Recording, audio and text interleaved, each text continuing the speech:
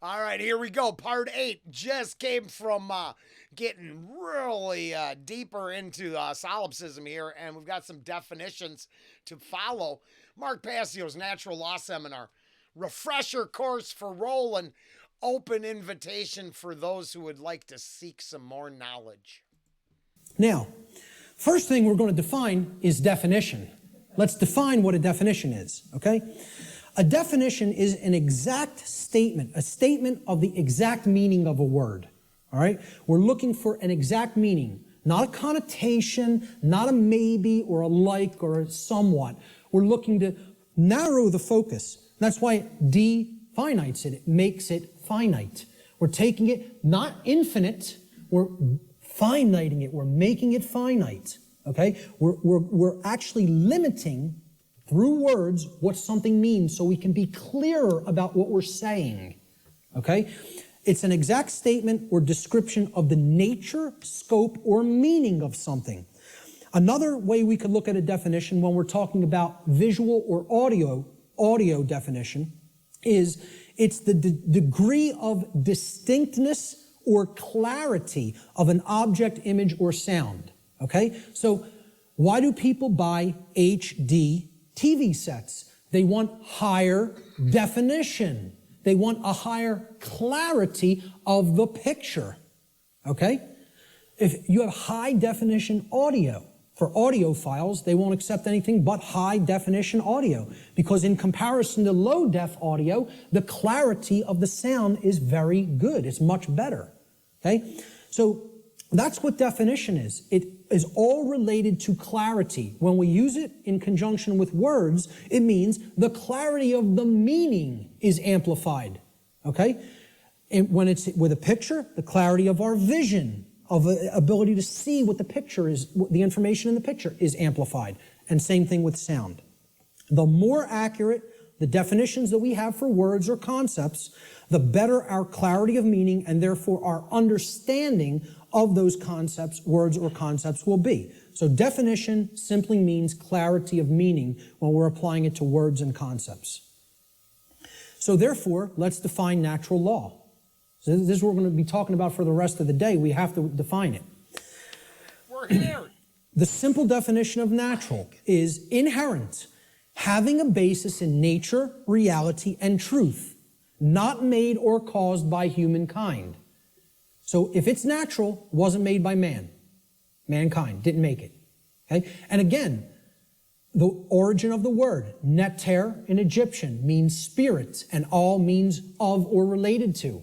So of or related to spirit. It is all of nature, the spiritual domain. See, this is the other part. People believe that the spiritual domain is separate from the physical domain. This is a huge thread and a huge central focus in all of my work. If you think the spiritual domain is not where you are at now because you're in the physical domain, you're mistaken. If you think that the spiritual domain is someplace other than the physical domain, you're also mistaken.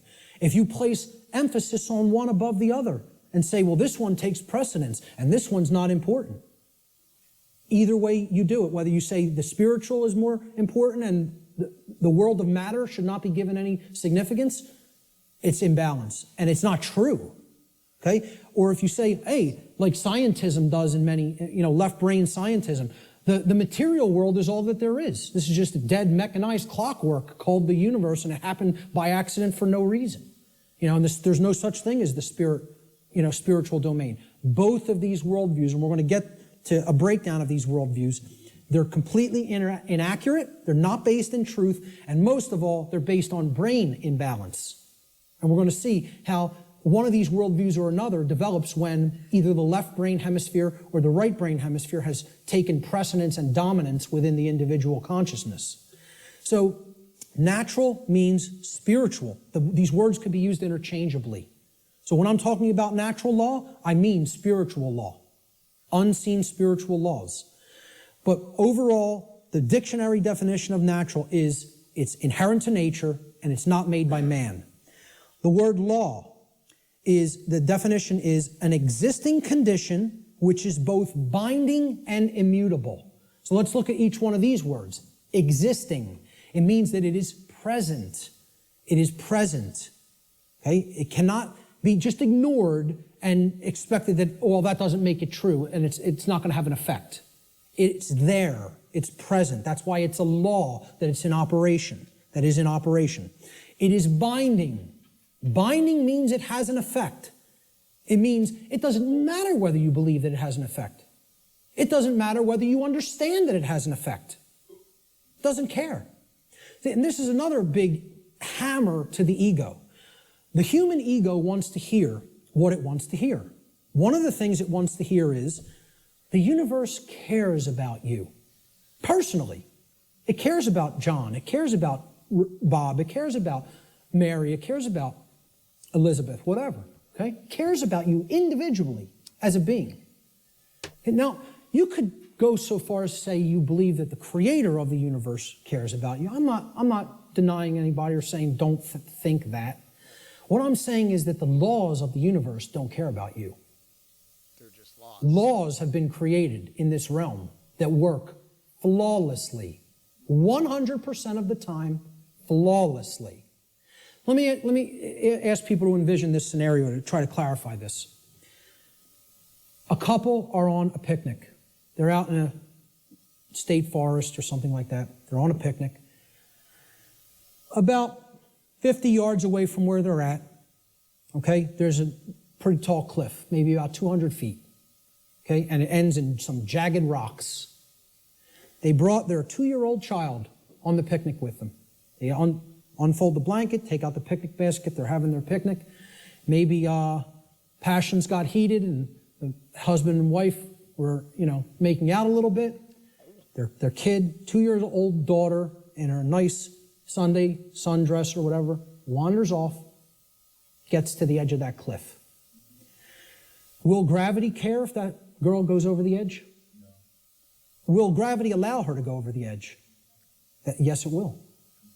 Gravity is not going to say, this girl doesn't understand this law, and she'll die if she goes over that edge. She's innocent. She's nescient even. Not even ignorant. Innocent and nescient. Will that law still have an effect? You damn better well believe it will. And so does natural law in the same way. It doesn't care whether you don't know. It doesn't care whether you're nescient or ignorant. It's in effect. It's binding. And it is immutable. Immutable means that nothing you can ever do can ever change it. It is in effect eternally. Because man didn't put it into effect. You know who put it into effect? The creator of the universe put it into effect. And I don't really care what you think of that force as. You could think of it as an impersonal force. You could think of it as the man with the beard. You could think of it as this remote control. I don't really care what you think of it as.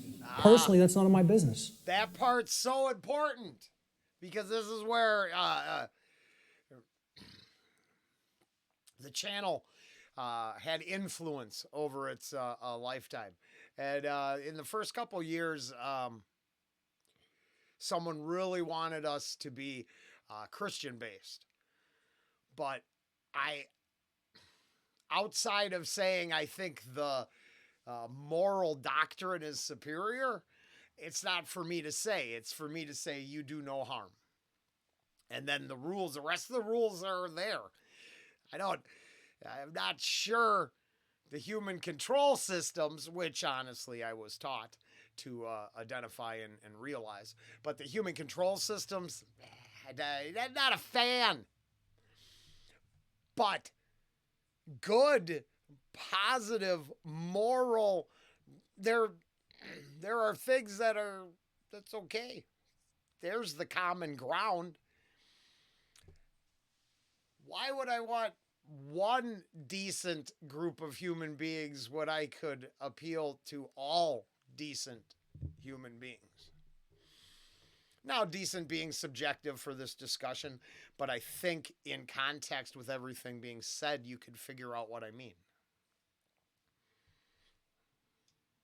Why not all of them? I even find in certain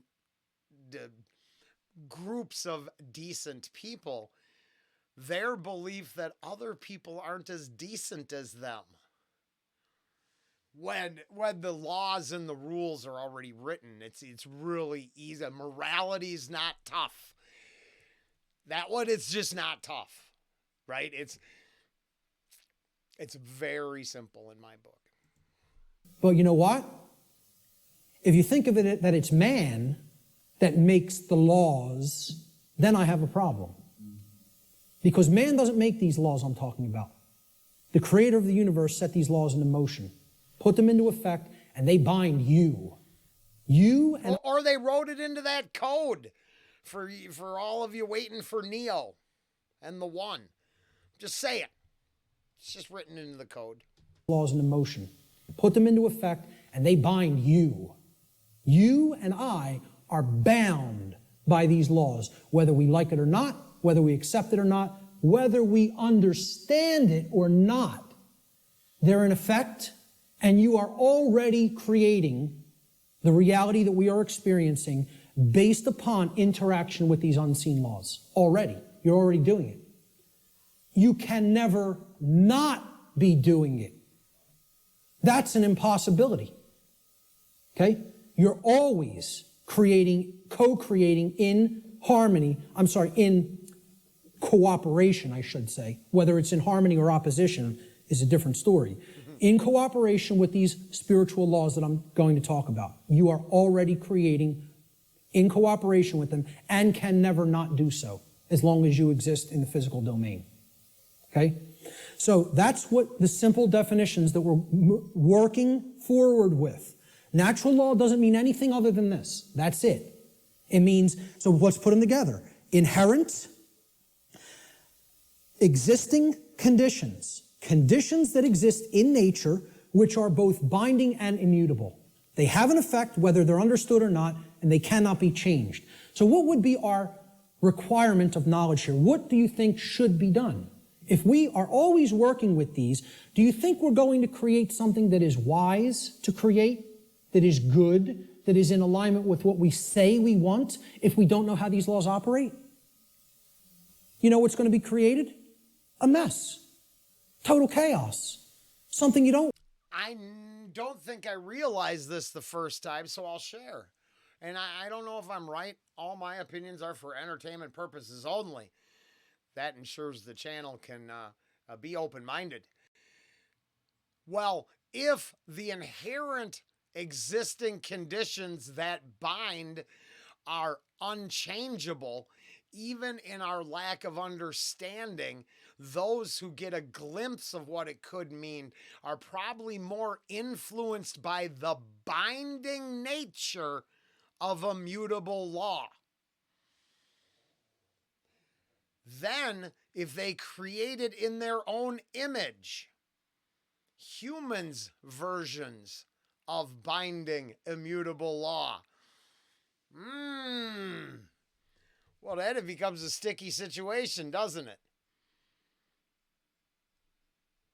And ignorance hasn't been bliss. Ignorance has been willingness to, lock ourselves into the cages of our own peers' creation.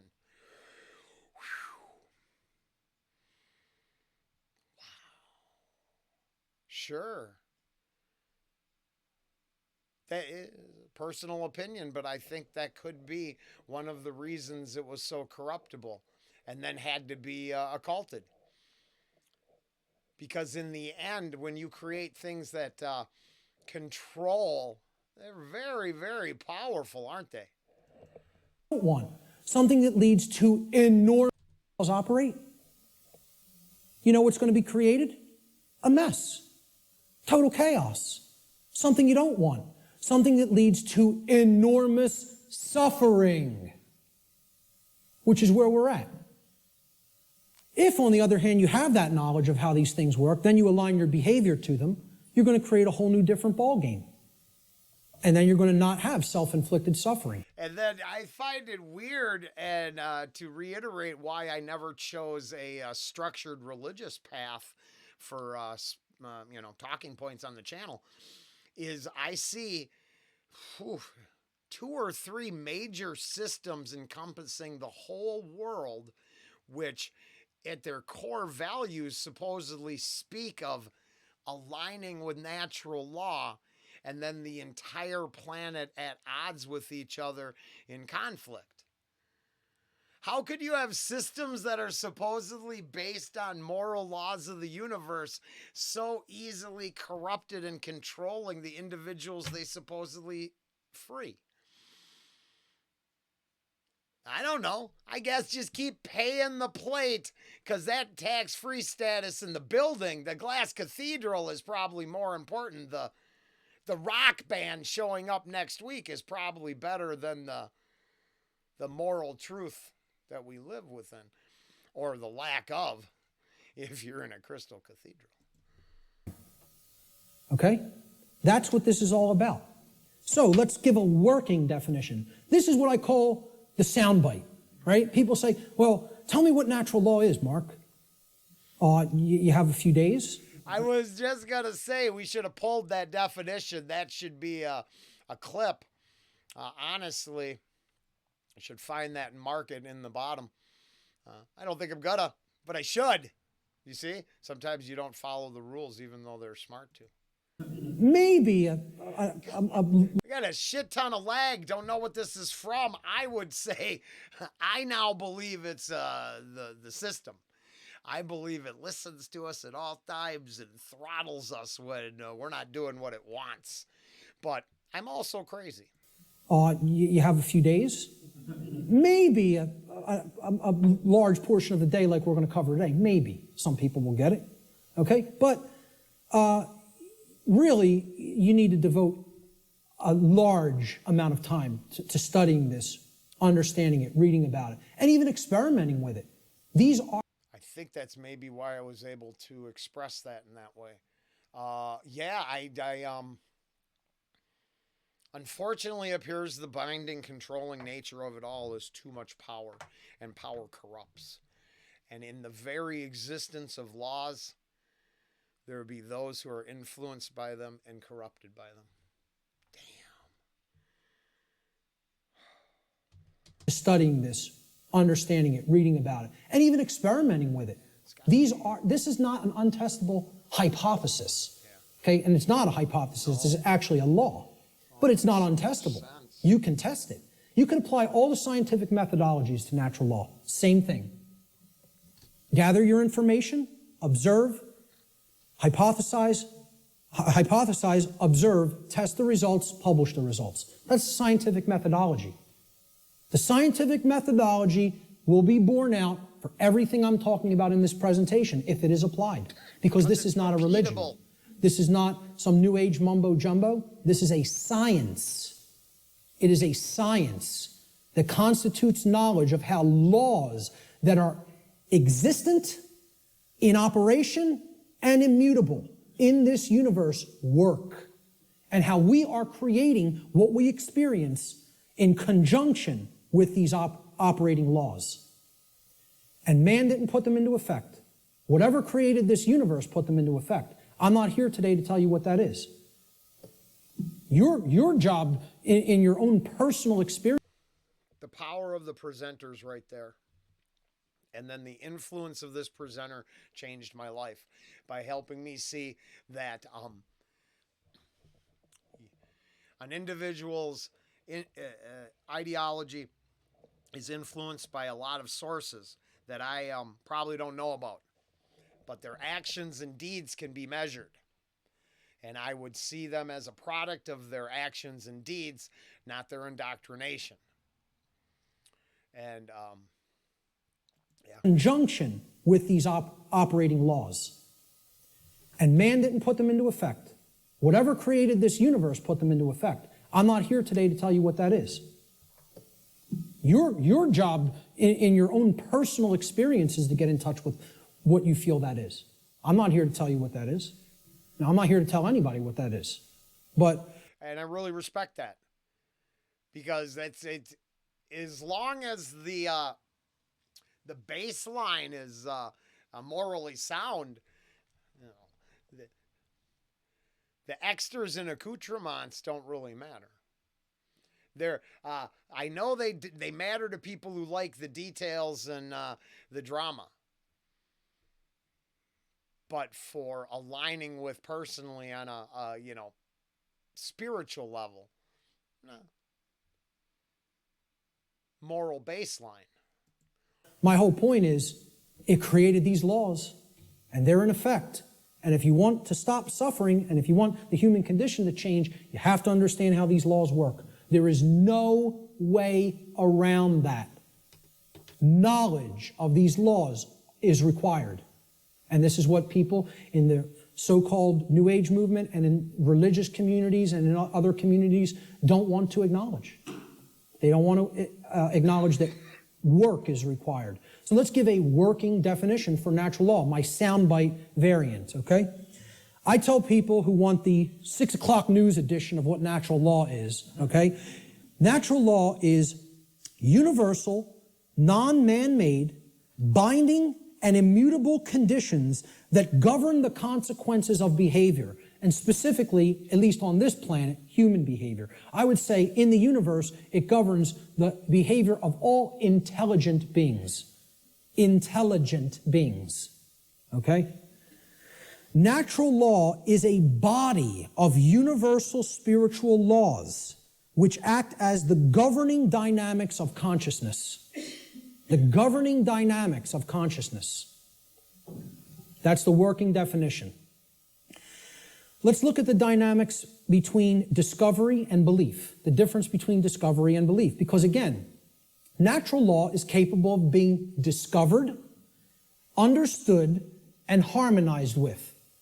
Now, does that sound like a religion? Religion asks people to believe, accept, and do without question. What this is saying, this exists, you're bound by it. The best you can do is to understand its operation like you would understand gravity, and therefore not just walk toward the edge of a 200-foot cliff that is bottomed by jagged rocks. If you're intelligent and you understand how the law of gravity works, you won't do that behavior. Okay? Just like if you're intelligent and remember in part 7, in part 7, the example, the child was nescient, wasn't ignorant of gravity, just had no clue because of age and coincidence of the moment. And would the laws of gravity and cause and effect go into place if she goes over the edge? Of course they do.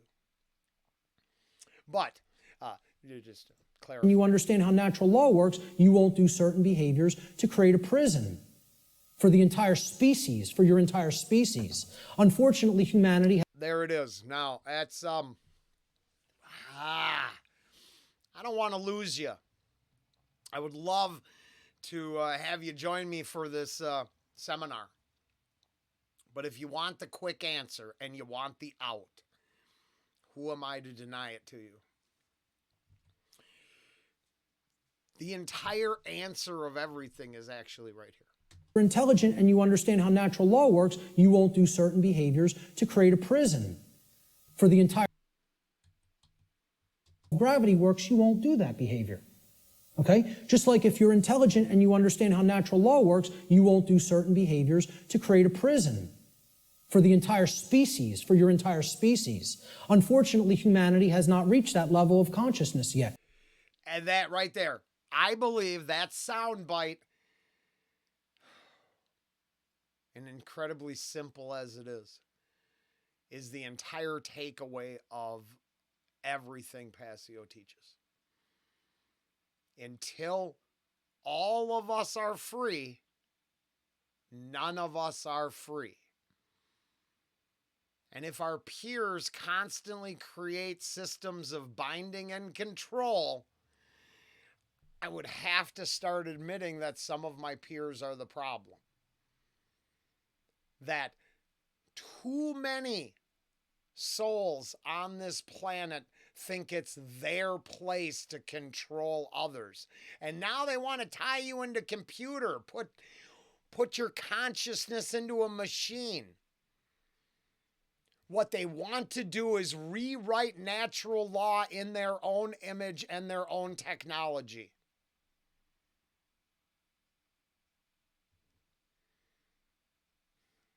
That's scary shit. They are not at that level of co-creative intelligence to understand how these laws work and then align their behaviors to them. So natural law... No, this is the whole, I almost want to go over and play it for a half hour straight. There's why I'm always hard. That's why they cremate care. That's what that rich, they can't have any care if what you're really trying to do is control. Okay? Just like if you're intelligent and you understand how natural law works, you won't do certain behaviors to create a prison for the entire species, for your entire species. Unfortunately, humanity has not reached that level of consciousness yet.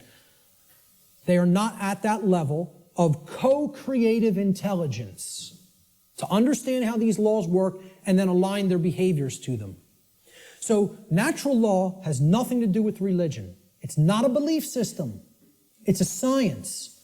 It is a discoverable operation that is already in effect that we can either understand and align our behavior to or remain ignorant of and suffer as a result of that ignorance because it's already in effect and already has a binding effect upon you and your behaviors and everyone's.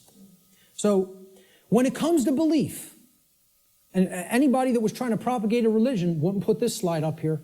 When it comes to natural law, it works just like gravity. So the clown that's going to jump over the cliff saying, I don't believe in gravity, what's going to happen? Down he goes. Because belief is irrelevant. Yes, you can find out you're a meat puppet really quick. Meat sack with thoughts. They were really bad thoughts, though. Misaligned with truth. Down he goes. Because belief is irrelevant. Because natural law does not care about you. No. It does not care about you. It is in effect, no matter what you do, deal with it. And people don't want to hear that. And I recognize this. I recognize I'm not telling anybody anything they want to hear. If I wanted to sell a lot of stuff, if I wanted to be real popular, I'd come up here and I'd tell you exactly what you want to hear, and then I'd be making $50,000 a presentation like Wayne Dyer does. I don't know who Wayne Dyer is, but I will let this end part 8, and we will wrap it up in part 9, and then the first part 1 of 3, Mark Passio's Natural Law Seminar, will come to a close until next week, and we will start part 2. Ain't that the truth? I saw the formula. I was like, what can I do with this formula? It appears I really like music. It's an in to an audience. Then you had to make that decision. You got to tell them exactly what they want to hear. Well, that's highly exploitable. And on this channel, I believe I've harped about my inability to sleep at night if I was exploiting people. Would I like to do this as a profession? Yeah. But I'm going to put it here where only 8 or 9 of us are even watching it. What I really want us to do is realize I'm trying to leave something behind that's beneficial. It might be in the form of some worthless music reactions, but I think there's nuggets in there everywhere. And they're worth finding. So if you're interested and you just stumbled across the channel from this one, there's 5,000 options. Start early. Stay long. Later.